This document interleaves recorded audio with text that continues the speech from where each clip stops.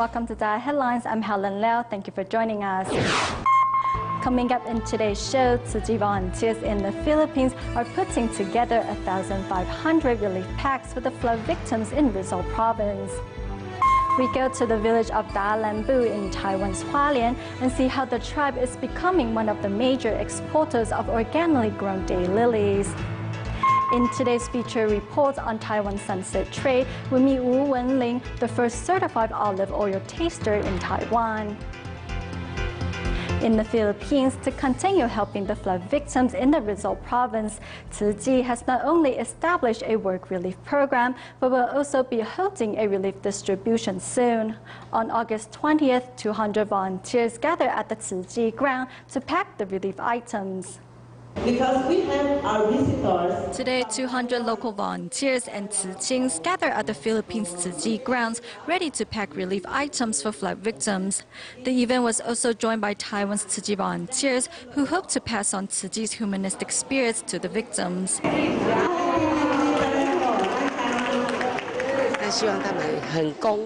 We hope to express Tzu Chi's love and Master Zheng Yan's love to disaster victims by packing the relief items neatly.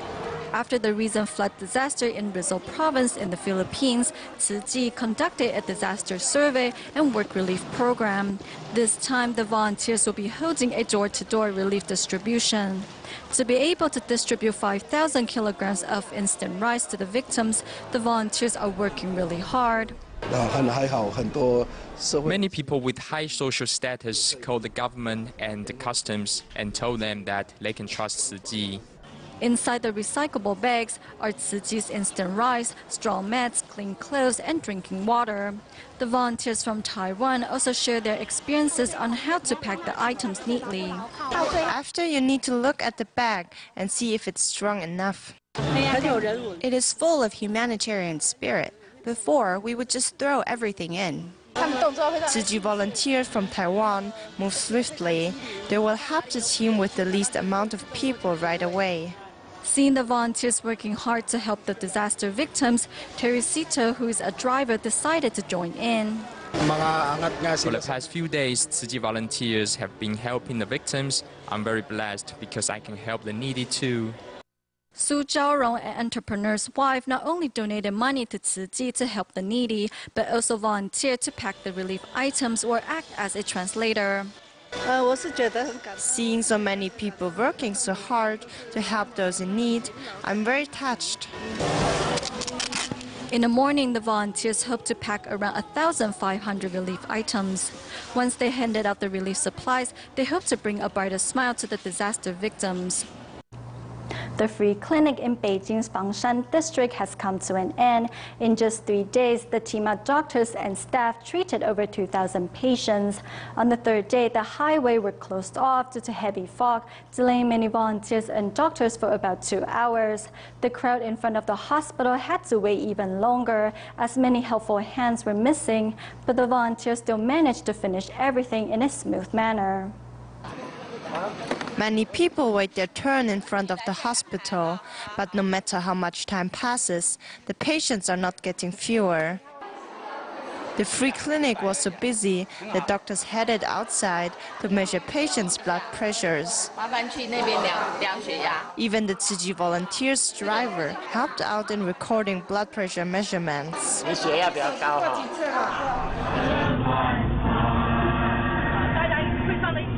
Earlier, volunteers and doctors were stuck in a fog that closed highways for 2 hours. We heard about the fog, so the highways were closed down. But we need to continue with a positive attitude in hopes that we will get through this smoothly.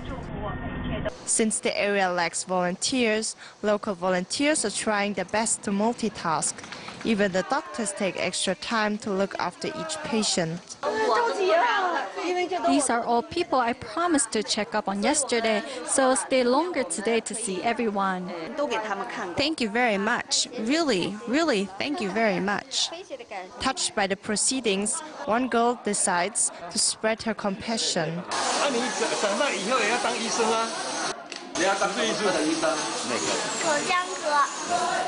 Tzu Chi volunteers crossing the sea to hold a free clinic attracted much local media attention, splashed on the front page of many newspapers, with thanks to Taiwan residents and Tzu Chi Foundation for donating supplies and sharing in the great love.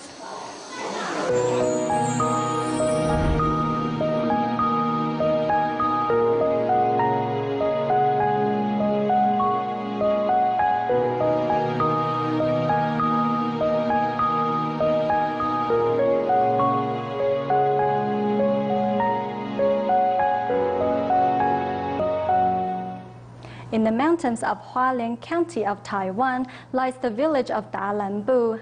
The major export of the tribe is the daylily flower, which they organically farm. Despite being a heavy labor job, thanks to their culture of community-centered action and helping their neighbors, the tribe has successfully transformed itself into one of the major exporters of organically grown daylilies.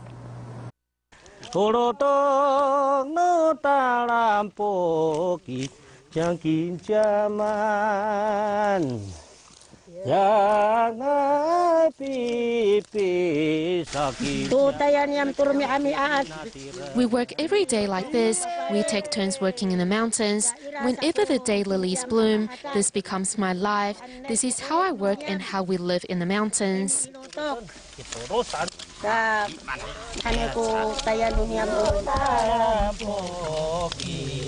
The work song of the Amis tribe echoes among the hills as they work the fields. Every year during daylily season, the tribe comes together to help each other with the growing and harvesting of these flowers. Today, the tribe is helping out at the field of Wang Rongshen. Altogether, we used to have around 360 to 380 people in the tribe, but now there's only around 70 to 80 left. The exodus of people is really serious. There are no jobs now, and farming doesn't pay the bills.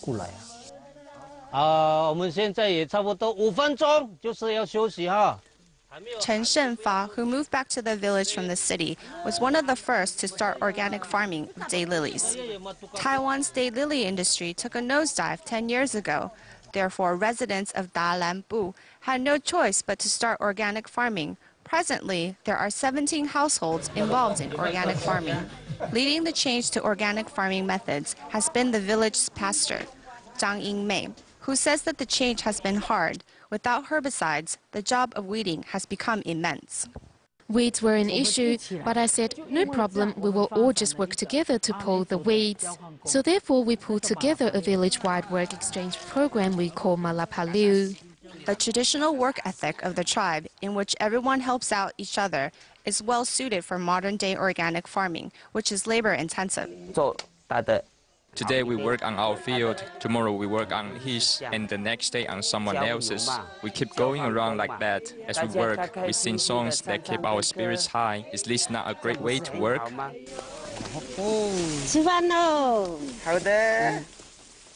When it is time for a break from the fields, everyone heads to the Daluan. Located in the midst of the field, the Daluan is a rest station of sorts. This one is small, but some of them, which function as meeting halls or training venues, can be quite large.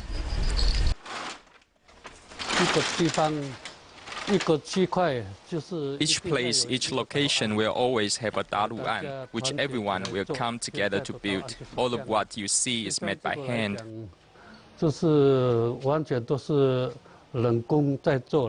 The bamboo doors were made by the tribe's younger members under the watchful eye of the elders, while the wall was made from betel nut tree trunks that were cut down by villagers.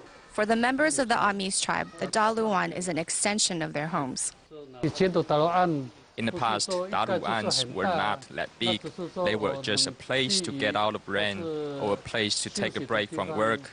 The daluan are made to be simple and undecorated. From the outside, they seem to be very crude, but they are not. One of the goals of building them is to create a society in which everyone stands equal and can contribute together.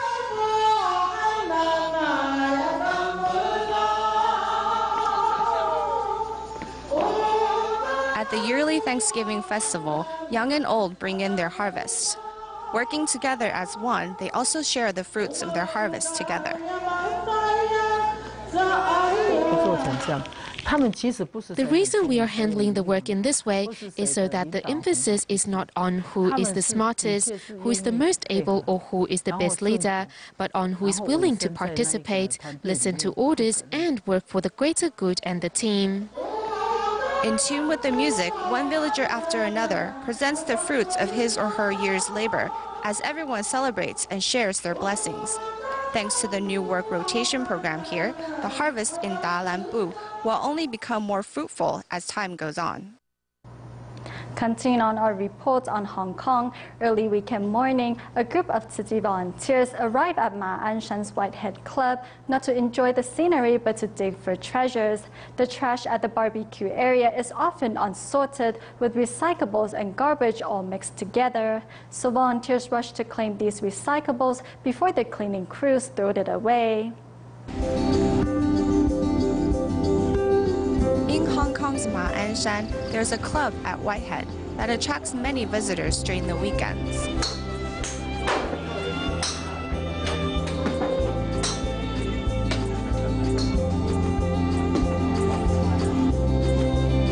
Taking in only the scenic view, what they are blind to is the trash left behind.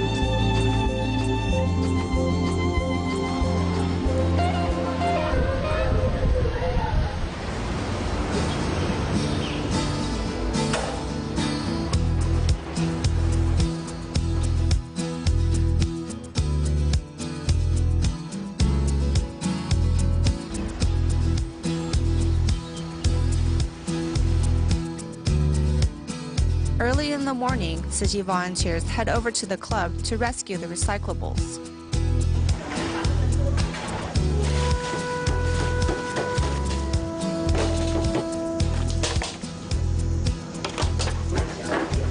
They are open until late at night, so the cleaning staff will not clean up at night because it's too late. The cleaning staff comes in at 9 in the morning to clean, so we have to be here before they get here at 9 a.m. to take the recyclables away.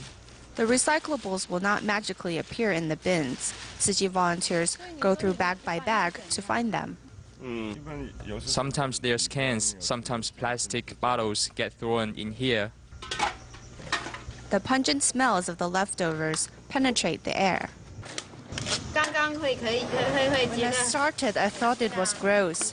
Sometimes there are maggots. Maggots will crawl out since it's hot, but I'm used to it now. It's like digging for treasure. One man's trash is another man's treasure. The volunteers also discover how wasteful people can be. Sometimes we will find bottle after bottle of unopened bottled water. It is very wasteful. We separate them, plastic bottles, cans, and aluminum taps, but they still end up in the trash, so that increases our trash. If Tzu Chi volunteers collect the recyclables from us, it reduces our trash by at least 1/3. This treasure hunt struck gold, as the manager has also granted volunteers permission to set up recycling bins. Some cleaning staff will put the recyclables in there if they have the time. We have influenced them, so they will help us sort the recyclables. Customers won't automatically put the recyclables here. Those actively doing recycling are still a small group, but Tzu Chi volunteers persist in their work and continue to collect recyclables, one bottle at a time. Next, we meet Hong Kong Tzu Chi volunteer Zhang Lina. Though she works as a security guard in a shopping mall and often works late, it doesn't stop her from doing recycling early the next morning. Before, when I found beautiful things, I used to just buy them, but I never used them. I'd either throw them away or give them away in the end. Zhang Lina used to buy anything she liked, but now she has started to create her own brand. After we sew this part, it can be the handle of the bag. It's unique. It's our Jingsi brand. The bag is made of the packages of instant noodles and sold with recycled kite strings. It's 100% eco-friendly. We make these cast-offs into useful things. The plastics are not degradable, so we can recreate them into useful stuff. Lina is good at looking for recyclables and making them into useful stuff.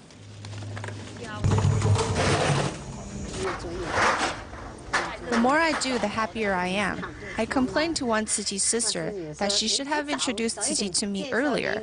I've lived here for over 20 years, but she said, it's fine, it's never too late. In Lina's everyday routine, she does recycling at 7 a.m., works from the afternoon to 11 p.m., and then stays up late to knit eco-friendly bags. She gets up earlier than I do every day. I always tell her not to stay up too late, but she just keeps making the bags. Her down-to-earth personality influences many of her colleagues. We know she's doing recycling, so we'll bring her the plastic bottles that we collected. I'll keep doing it until I'm not able to do so. If there's no Tzu Chi, what should I do when I retire? Sit in a park without any purpose? Although Lina's retired life has not yet started, however, it will surely be an extraordinary and meaningful one.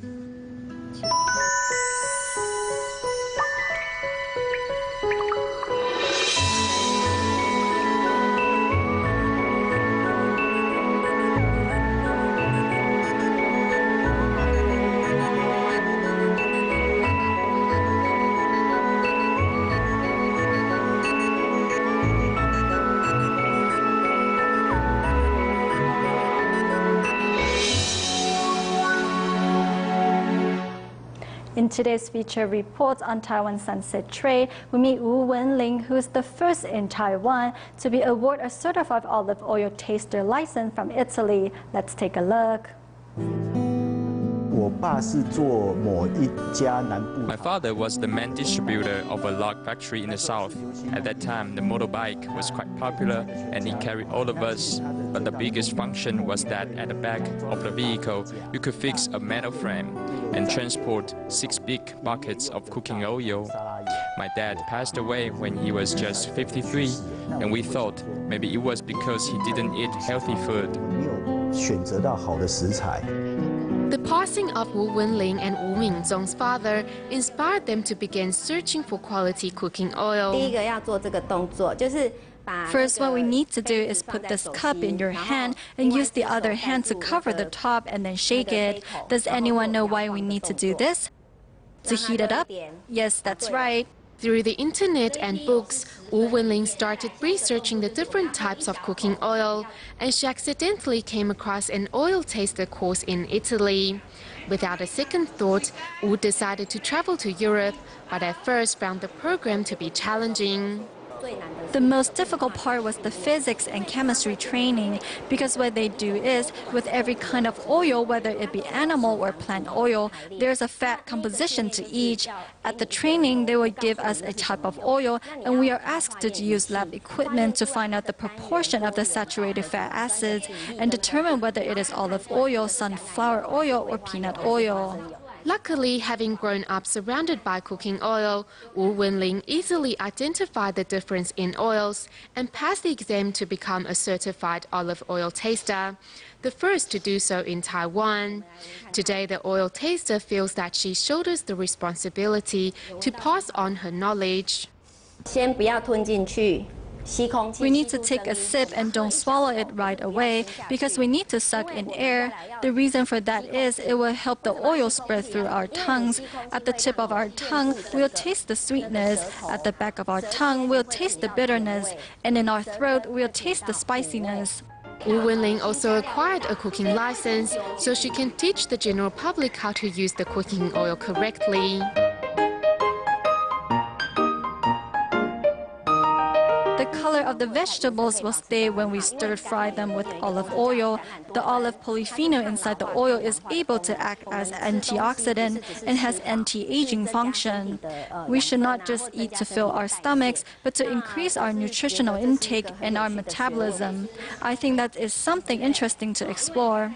Through oil tasting, Wu Wenling not only found her passion, but also meaning to her life. In a new series of feature report on Love is Around, we learn the story of Chen Zhiqi and his teacher Lin Kunlong. When Chen was in his second year of junior high school, he was involved in a car accident that left him paralyzed from the neck down. After the incident, Chen's teacher Lin Kunlong, who is also a Tzu Chi volunteer, decided to continue Chen's education by teaching him at home. Lin Kunlong has been riding on the street for the past 8 years. Lin Kunlong is a Tzu Chi volunteer and a junior high school physics and chemistry teacher. Chen Zhiqi has been his student for the past 8 years. Every morning she helps her mother prepare breakfast in the kitchen. The plural for child is children. Why do I have to add an S? This is a child's thing. It's not that the teacher has many children. 8 years ago, Lin Kunlong was Chen Zhiqi's teacher. However, 8 days after the semester started, Chen had a car accident that left him paralyzed from the neck down. Why couldn't I just die when I had a car accident? Isn't it better? Now I'm just being a burden on my parents. Lin's support gives Chen Zhiqi the strength to go on. In 9 years, Xie Kunshan learned how to draw with his mouth. So we will use 9 years to learn how to use the computer. Lin Kunlong hopes to teach Chen Zhiqi to be independent because he knows in the future, Zhiqi can only rely on himself. He is my student and I hope he can be independent. I am very happy to teach him when I see improvement in him. I am willing to support him and encourage him to keep going. The computer is Chen Zhiqi's only way to learn. Lin Kunlong has been teaching Chen Zhiqi Chinese and English. After hearing about Chen's situation, Zhang Zhong, a computer teacher, decided to join in. 你要增加图层的时候，你就按照下面的那个按钮，新增图层的按钮。 Sometimes he gets dizzy or injures his mouth when pushing a stick. I'm touched by his determination and that he always reaches the goal I set for him. To take care of Chen Zhiqi, his parents quit their regular jobs and now work as farmers. We have to be stronger than him so he can follow our footsteps and keep on going.